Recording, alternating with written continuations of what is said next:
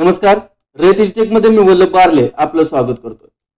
विज्ञान भाग 2 मधील प्रकरण क्रमांक पहिले हेरिडिटी अँड इव्होल्युशन यामधील आपण काही भाग हा पहिल्या व्हिडिओ मध्ये पाहिलेला आहे. त्यातला उर्वरित भाग आपण पाहूया. आपण एव्हिडन्सेस ऑफ इव्होल्युशन इथपर्यंत आपण भाग पाहिलेला होता. आता एव्हिडन्सेस मध्ये काय आहे तर ऑल मेन्शन्ड थेरी, ज्या काही थेरी इव्होल्युशनच्या थेरी या ठिकाणी प्रपोजल केलेल्या आहेत, मांडलेल्या आहेत, म्हणजे जो हा दीर्घकालीन म्हणजे खूप कालावधीनंतर हा उत्क्रांती हा सातत्याने होत राहणारा हा बदलाची अखंड प्रक्रिया आहे. पण हे कसं सिद्ध करणार? It need proof to prove it, म्हणजे हे आपल्याला सिद्ध करण्यासाठी आपल्याला पुराव्याची गरज असते.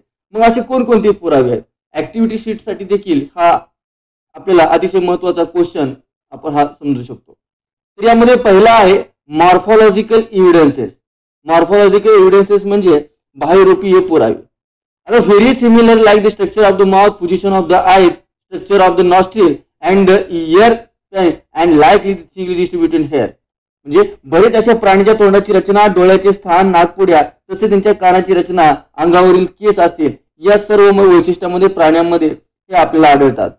तर वनस्पतीमध्ये देखील अशा पद्धतीची काही सिमिलर कॅरेक्टरिस्टिक आपल्याला या ठिकाणी आढळून येते. तसेच ते लिप शेप असेल, लिप व्हेनेशन असेल, लिप पेट्युल्स असेल, एक्सेट्रा, हे जे काही असतात हे देखील आपल्याला सेम कॅरेक्टरिस्टिक आपल्याला या प्लांट्स मध्ये दिसून येतात.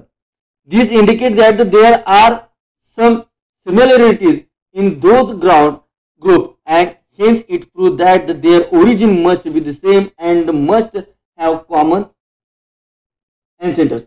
म्हणजे हे याच्यावरून आपल्याला काय सूचित होतं की यावरील गटामध्ये आपल्याला काही मध्ये साम्य दिसून येतं. यामुळे त्यांचा हा जो काही उगम आहे हा समान आहे, ते एकाच पूर्वजापासून उत्क्रांत झालेला असावेत, हे आपल्याला या मॉर्फॉलॉजिकल एव्हिडन्स मधून आपल्याला समजून येतं. दुसरा एव्हिडन्स आहे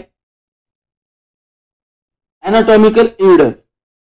if you carefully observe the picture, जर तुम्ही हे चित्र व्यवस्थितपणे निरीक्षण केलं, काळजीपूर्वक पहा, या ठिकाणी that doesn't seem any superficial similarities between the human hand, foreleg of ox, flipper of the fell and pentagium of a bat. म्हणजे माणसाचा या ठिकाणी हात असेल, मांजराचा पाय असेल आणि वटवाघळाचा पंख, देवमाशाचा पर, यामध्ये आपल्याला कोणत्याही प्रकारचं साम्य दिसत नाही. पण या ठिकाणी काय, use of each of the two structure is the different respectively animal. प्रत्येक प्राण्यामध्ये हे भिन्न भिन्न आपल्याला दिसून येते. There is the similarity in the structure of the bones and bony joints in organ of each of the those animal. पण यांच्यामध्ये यांच्या रचनेमध्ये आपल्याला भिन्नपणा जरी आढळतो, पण या प्रत्येक हा त्या प्रत्येक प्राण्यांचा त्या प्राण्यामध्ये असण्याचा उपयोग देखील याचा वेगवेगळा आहे. This similarity indicate that the those animal may have a common ancestor. म्हणजे यावरून हे साम्य आपल्याला जे काही दिसतं यांच्यामध्ये त्यांचे पूर्वज समान असावेत हे आपल्याला निर्देशित करते. तर का, तर there is the similarity in the structure of the bones and bony joints. यामध्ये आपल्याला काय साम्य येतं की प्रत्येकातील अवयवाच्या हाडाच्या रचनेत आणि हाडाच्या जोडणीमध्ये मात्र आपल्याला याच्यामध्ये साम्य दिसून येतं. याच्यावरूनच आपल्याला हे असं सांगू शकतो आपण की ह्यांची जे काही पूर्वज असतील हे एकसारखे असतील किंवा समान असतील किंवा एकच पूर्वजापासून ते आपल्याला निर्माण झालेले दिसणार.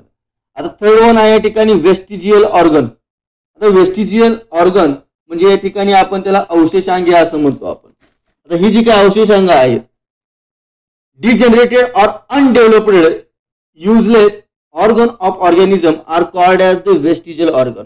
म्हणजे सजीवातील ऱ्हास पावलेल्या किंवा अपूर्ण वाढ झालेल्या निरुपयोगी इंद्रियांना म्हणजेच ऑर्गन्सना, अवयवांना अवशेष अंगे असे म्हणतात.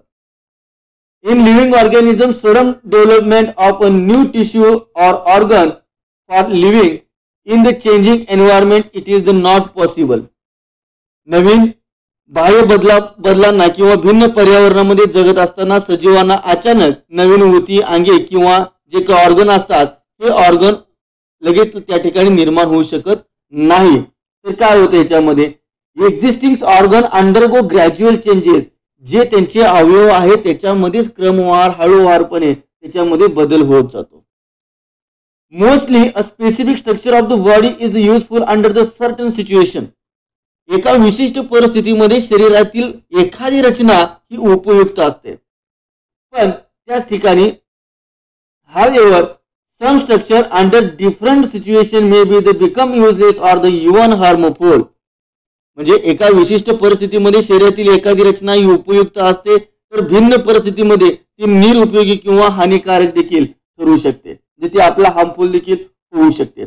Such structure begin to degenerate under the situation as per the principle of the natural selection.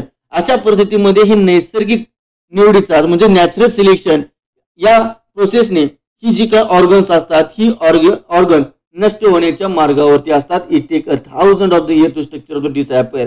हे संपण्यासाठी किंवा ह्याचा हे पूर्णतः नष्ट होण्यासाठी ह्याला हजारो वर्षाचा कालावधी जावा लागतो. Such organs are the seen in the different phase of the disappearance in different animal. अशा परिस्थितीमध्ये आपल्याला एखादी जर निरुपयोगी इंद्रिय नाहीसे होण्यासाठी हजारो वर्ष कालावधी जातो. यामध्ये होत जाणारे ज्या काही बदल असतात या बदलामधून त्या ठिकाणी काही बदल होणं आवश्यक असतं. तो क्रमवार किंवा हळूवार सावकाशपणे तो बदल होत जातो. Such organ through non functional in a certain organism it may be the functional in the other organism. म्हणजे एखादी निरुपयोगी इंद्रिय नाही एखाद्या वेळेस जर ते उपयोगित नसेल तरी इतर दुसऱ्या कुठल्या तरी प्रोसेसमध्ये त्याला उपयोग होत असतो. Though non functional in certain organism it may be the functional in other organism it is the not vestigial in other organism. जरी हा एखाद्या प्राण्यामधला जर हा टाकाऊ पदार्थ असेल किंवा नकोच असणारा हा जो काही घटक असेल ऑर्गन असेल तर तो इतर प्राण्यांमध्ये दुसऱ्या प्राण्यांना तो आवश्यक कार्य करेलच असं नाहीये. म्हणजे दुसऱ्या सजीवासाठी ते अवशेषांग आपण त्याला म्हणू शकत नाही. अपेंडिक्स आता इथे उदाहरण दिलेलं आहे आपल्याला. Appendix which is the useless in human. आता मानवामध्ये अपेंडिक्सचा काहीही आपल्याला या ठिकाणी उपयोग नाही. Is useful and fully functional organ in remnant similar. म्हणजे हे आपल्याला मानवासाठी त्याचा काहीही आपल्याला उपयोग नाही. हे रुमिनंट म्हणजेच आपल्या ठिकाणी रवंत करण्याची प्रोसेस असते. जर जे प्राणी रवंत करतात त्यांना हे रुमिनंट्स या ठिकाणी त्यांना म्हणजेच अपेंडिक्स असणं आवश्यक असतं ते रवंत करण्यासाठी.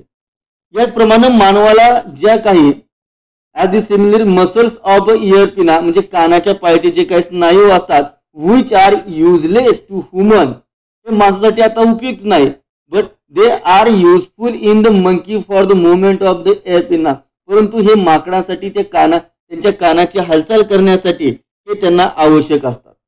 Harris vestigial organ like tailbone म्हणजे या ठिकाणी आपण टेलबोन त्याला माकड हाडा असं म्हणतो. विजडम टीथ असतील जे अक्कलदाड असेल किंवा बॉडी हेअर असतील अंगावरील केस असतील हे आपल्या ठिकाणी मानवाच्या मध्ये सध्याचे हे नको असलेले म्हणजे थोडे त्याचे अवशेष अंगे आपण त्यांना म्हणू शकतोय. Ear muscles, wisdom teeth, tail bones and appendix these are the organ are known as a vestigial organ. Next one या ठिकाणी आपण पाहूया तर पॅलिओन्टॉलॉजिकल एव्हिडन्सेस. आता यामध्ये आपल्याला काय तर पॅलिओन्टॉलॉजिकल जी एव्हिडन्स आहेत हे आपल्याला कशा पद्धतीने सांगता येतील. अनेक गोष्टी अशा आपल्या ज्या काही आपत्ती म्हणतो आपण डिझास्टर म्हणतो त्याच्यामुळे अनेक गोष्टी या ठिकाणी पृथ्वीच्या मध्ये मोठ्या प्रमाणामध्ये बरीड होतात म्हणजे ते जमिनीखाली पुरले जातात. Large number of the organism get the buried due to disaster like the food earthquake volcano. म्हणजे ह्या जे काही भूकंप असेल ज्वालामुखी असेल पूर असेल यामुळे अनेक अशा पद्धतीचे ऑर्गॅनिझम हे जमिनीच्या खाली पुरले गेले जातात. आता यामध्ये हे remainders and impression of a such organism remain preserved underground. यामुळे काय होतं तर हे जीवांचे जे काही अवशेष असतात ठसे असतात ते जमिनीखाली सुरक्षित राहत असतात. यांनाच आपण या ठिकाणी काय म्हणतो तर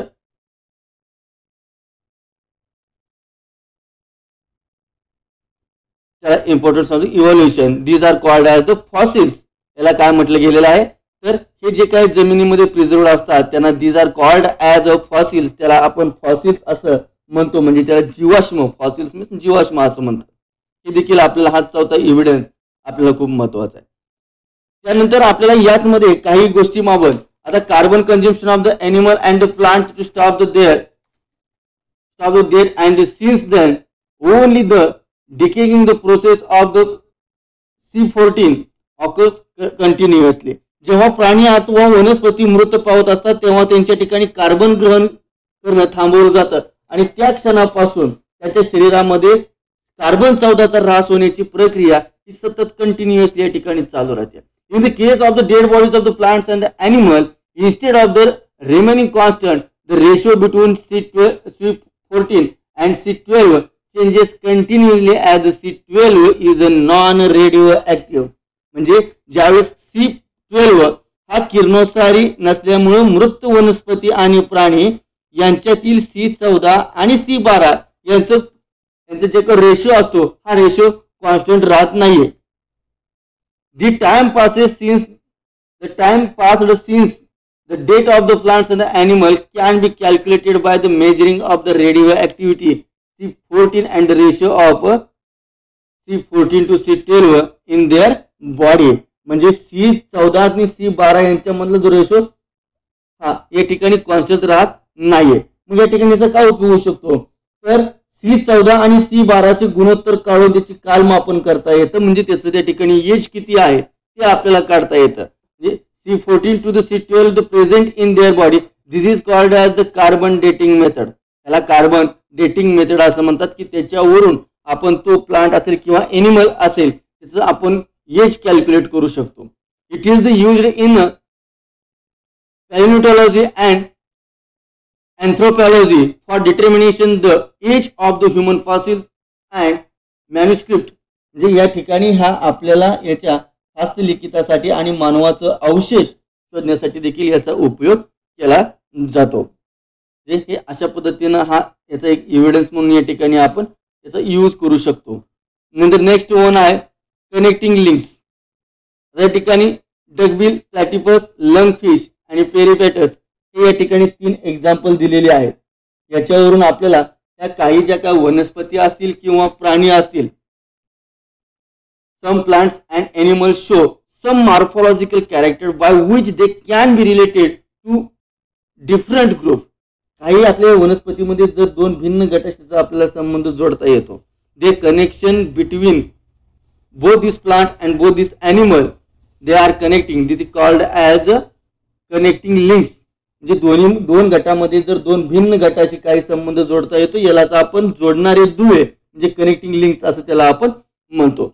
in example peripatus characteristics like the segmented body. आणि हा जो काही पेरिपेटस असतो या प्राण्यामध्ये वलयी प्राण्याप्रमाणे त्यांचे शरीर जे आहे ते खंडीभूत असते. आता या ठिकाणी यांचं शरीर हे सेगमेंटने बनलेलं असतं. थिन क्युटिकल असतं म्हणजे पातळ त्याची त्वचा असते. And parapodial like organs are present. म्हणजे त्यांचे पार्श्वपादासारखे याचे अवयव आपल्याला दिसून येतात. म्हणजे अशा पद्धतीने ह्यांची डिसिमिलर आर द शोध tracheal respiration and open circulatory system similar to the arthropods. म्हणजे या पद्धतीने या संधिपात प्राण्यांमध्ये आणि ॲनिलिडा हा पेरिपेटस हा ॲनिलिडा या फॅमिलीमधला आहे आणि संधिपात ह्या दोघांचं म्हणजे कनेक्शन या ठिकाणी आपण एक आहे किंवा हे एकच याच्यापासून निर्माण झालेले असावेत असे आपल्याला या ठिकाणी याच्यावरून आपण सांगू शकतो. नेक्स्ट वन आहे एम्ब्रियोलॉजिकल एव्हिडन्सेस. आता comparatively study of the embryo biology development the stages of the various vertebrate given in the picture that the या सगळ्या तुम्ही या ठिकाणी एम्ब्रियोलॉजीचे ज्या काही स्टेजेस आहेत ह्या स्टेजेस तुम्ही पहा. या ठिकाणी फिश आहे, सॅलॅमेंडर आहे, टर्टॉज आहे, चिकन आहे, पिग आहे, काव, रॅबिट अँड मॅन आहे. जर तुम्ही या ठिकाणी फर्स्ट स्टेज मध्ये जर आपण पाहिलं तर सगळे आपल्याला त्याचे सेम कॅरेक्टरिस्टिक्स सेम शेप वगैरे आपल्याला दिसून येतील. ह्या एम्ब्रियोज आहेत त्यांची आपल्याला सगळ्या सिमिलरिटी आपल्याला दिसून येते. आता यामध्ये आपल्याला similarity during initial stages and those similarity decreases gradually. म्हणजे ह्या पहिल्या स्टेजेस मध्ये याची आपल्याला सिमिलरिटी दिसून येते आणि नंतर सेकंड आणि थर्ड स्टेजेस मध्ये हे यांचा आपल्याला थोडाफार वेगळेपणा दिसून येतो. Similarities in initial stages indicate that the common origin of all these animals. पण मात्र पहिल्या स्टेजेस मध्ये यांच्यात साम्यपणा आहे. म्हणजे हा या सर्व प्राण्यांचे पूर्वज एकच असावेत असा या ठिकाणी आपल्याला सांगता येते किंवा असा हा पुरावा या ठिकाणी हा एम्ब्रियोलॉजिकल एव्हिडन्स मधून आपल्याला देऊ शकतो आपण किंवा देता येतो. त्यानंतरची पॉप्युलर थेअरी आपण पाहूया, Darwin theory of natural selection. Charles Darwin had the collected innumerable specimen of plants and animal and depending upon the observation of these specimen. म्हणजे डार्विननं वेगवेगळ्या प्रदेशामधील अनेक वनस्पती असतील, प्राणी असतील यांचे खूप असे सॅम्पल्स त्यांनी कलेक्ट केले होते. त्याच्यावरून हा डार्विननं एक थेअरी या ठिकाणी त्यांनी मांडलेली आहे. The natural selection which the process survive to the fittest, survive of fittest म्हणजे जे सक्षम असतील तेच जगतील, म्हणजे जे बलवान असतील ते जगतील. For this purpose Darwin had the published a book a title origin of the species. म्हणजे हे ओरिजिन ऑफ अ स्पेसीज या ग्रंथामध्ये ह्या डार्विननं ही थेअरी मांडलेली आहे. While accepting this concept, Darwin said that all the organism produce prolifically, म्हणजे अनेक या ठिकाणी हे जे काय प्रोलिफिशियली म्हणजे या ठिकाणी मोठ्या प्रमाणामध्ये हे पुनरुत्पादन करत असतात, त्यांची मोठ्या संख्येने वाढ होत असते. All these organism completely with each other in a life attending manner, म्हणजे या ठिकाणी जे काही असतात हे एकमेकाबरोबर अतिशय कॉम्पिटिशन करत असतात. त्यांच्यामध्ये अ sustain show way show that the modification essential for the winning the competition, हे एकमेकाबरोबर विरुद्ध जगण्यासाठी हे नेहमीच संघर्ष करत असतात. ही जीवघेणी स्पर्धा असते. Beside the natural selection also play an important role because nature selected only those organisms which are the fit to live and the rest to perish. म्हणजे हा निसर्ग निवडीचा जो काही सिद्धांत आहे हा काय करतो तर या स्पर्धेत जो जीव जिंकण्यासाठी आवश्यक गुणधर्म दाखवतो तोच तो गुण राहतो, म्हणजे तोच जगू शकतो. पण याच्यामध्ये हा रिप्रोडक्शन हा जो काही रेट आहे हा मोठ्या प्रमाणामध्ये आहे. Darwin theories of the natural selection was widely accepted for a long duration. खूप कालावधीपर्यंत अनेकांनी ही थेअरी मान्य केलेली होती. आता याच्यामध्ये जे काही महत्त्वाचे फॅक्टर्स आहेत तर हे फॅक्टर कोणकोणते फॅक्टर आहेत तर याच्यामध्ये जे याच्यावर काही ऑब्जेक्शन घेतलेले आहेत डार्विनच्या या थेअरीवरती, Darwin theory nature of the selection theory आहे याच्यावरती ऑब्जेक्शन घेतले होते. त्याचे कोणकोणते ऑब्जेक्शन घेतले होते? Natural selection is not only a factor responsible for evolution. नैसर्गिक निवड ही एकमेव गोष्ट या उत्क्रांतीला कारणीभूत नाही असं त्यांचं म्हणणं आहे. Darwin did not mention any explanation about the useful and the useless modification. जे उपयोगी आणि जे उपयोगी नसलेले निरुपयोगी आहेत या चेंजेसचं डार्विननं एक्सप्लेनेशन केलेलं नाही. Next one, there is no explanation about the slow changes and abrupt changes. म्हणजे सावकाश होणारे बदल आणि सडनली होणारे जे काही चेंजेस आहेत याचा देखील डार्विननं उल्लेख केलेला नाहीये. मात्र डार्विननं ही जी काही थेअरी मांडलेली ही काही जी थेअरी मांडलेली आहे, this evolution has been a milestone, एक हा मैलाचा दगडाचा ठरलेला आहे. म्हणजे महत्वाचं चांगलं काम या ठिकाणी त्यावेळेस या कालावधीमध्ये घडून आलेलं आहे. नंतर आहे लॅमार्किझम, म्हणजे लॅमार्कवाद असं आपण म्हणतो. आता Lamarck proposed that the morphological changes occurring in the living organism and the responsible for evolution and the reason behind the morphological changes is activity or the laziness of the organism. He called this concept of the principle of use or disuse of organ. म्हणजे उत्क्रांती होत असताना सजीवांच्या रचनेमध्ये बदल होत गेला. या बदलामागे दोन कारण असू शकतात. एक त्याने जाणीवपूर्वक केलेला बदल किंवा त्याने केलेला आळस, या दोन गोष्टी त्याला कारणीभूत असतात. असा सिद्धांत जीन बाप्टिस्ट लेमार्क यांनी मांडलाय. याला त्या इंद्रियाचा वापर न करता त्यांनी वापरांचा इंद्रियाचा वापर व न वापराचा सिद्धांत असं देखील त्याला म्हटलं जातं. Use or disuse of the organ, म्हणजे त्या ऑर्गनचा वापर केला किंवा न केला याला हा सिद्धांत त्याला असं म्हटलं जातं. आता या ठिकाणी काय, he said that the neck of the giraffe has become too long due to the browsing on the leaves on a tall plant by extending their neck and the several generation. जे काही या जिराफाची उंच मान आहे असं आपण म्हणतो, पिढ्याने पिढ्या या जिराफ आपली मान ताणत झाडावरची पाने खात असल्यामुळे त्याची ही जी काही मान आहे ती लांबच्या लांब झालेली आहे. तसेच आपण या ठिकाणी एक एक्झाम्पल पाहतो, कोणतं तर shoulder of iron smith have become very strong due to the frequently hammering movement. म्हणजे आपल्या गावाचा जो लोहार असतो त्याचे खांदे देखील बघा ते घनाचे घाव घालून ते बळकट झालेले असतात. Wings of the bird like ostrich and emu have become weak due to no use. शामरुग असेल किंवा इमो असेल त्यांचे जे काही त्यांचे पंख असतात हे पंख त्यांनी न वापरल्यामुळे त्याचा ते काही उपयोग होत नाही, त्यामुळे त्यांच्या ठिकाणी ते कुमकुवत झालेले आहेत. Legs of the bird like the swan and the duck have become useful for the swimming due to living in the water, and the snake have lost their legs to modification in the body of the burrowing the habit. म्हणजे अशा अनेक प्राण्यांमध्ये हंस असेल बदकांचे पाय या पाण्यामध्ये राहून पोहण्यायोग्य झालेले आहेत आणि सापाने बिळात जाण्यायोग्य त्याची शरीर रचना करत असताना आपले पाय त्याने गमावलेले आहेत. अशा पद्धतीची ही जी काही एक्झाम्पल्स आहेत ही एक्झाम्पल जे त्यांचं शरीर मॉडिफिकेशन करण्यात आले. आता हे मॉडिफिकेशन होत असताना हे काही जे काही चेंजेस झालेले आहेत, all these examples are the type of acquired character and are transfer from one to another generation. म्हणजे ही सगळी एका पिढीतून दुसऱ्या पिढीकडे संक्रमित झालेली आहेत. ही सर्व उदाहरणे जी काही एक्झाम्पल आहेत हे आपल्याला अक्वायर्ड कॅरेक्टरची आहेत असे सांगतात. म्हणजे मिळवलेली वैशिष्ट्य असतात आणि ही एका पिढीतून दुसऱ्या पिढीकडे पाठवली जातात. This is called as the theory of the inheritance of the acquired characters of Lamarckism. म्हणजे ह्यालाच आपण हा जो काही तो मिळवलेल्या बदलाचा संक्रमणाचा सिद्धांत आहे यालाच आपण लॅमॅर्किझम असा त्यांना आपण म्हणतो. आता वेगवेगळ्या पद्धतीचं या ठिकाणी स्पेसिशिएशन म्हणून आहे, जे जाती उद्भव त्याला असं मराठी म्हणतात. Formation of the new species of plants and animal is that the effect of the evolution. म्हणजे प्राणी आणि वनस्पती यांच्यातील वेगवेगळ्या जातीचा उद्भव हा उत्क्रांतीचा परिणाम आहे. नैसर्गिक फलनाद्वारे, आता यामध्ये species is the group of the organism that can produce the fertile individual through the natural selection reproduction. Each species grow a specific geographical condition.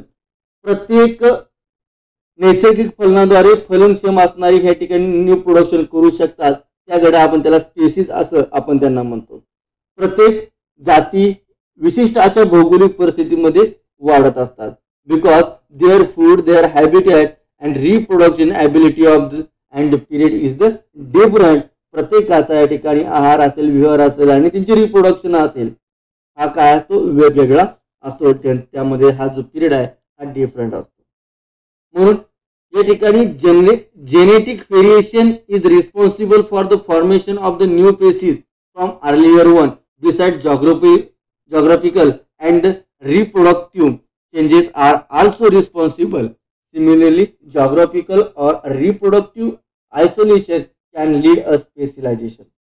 जे या ठिकाणी आपल्याला ही भौगोलिक किंवा जे काही रिप्रोडक्शन चेंजेस झालेले असतात हे सजीवाचे भौगोलिक जॉग्राफिकल आणि रिप्रोडक्टिव्ह त्याच्यामध्ये आपल्याला अलगीकरण झालेले कालांतराने त्याच्यामध्ये आपल्याला जाती उद्भव दिसून येतो किंवा त्याच्यामध्ये आपल्याला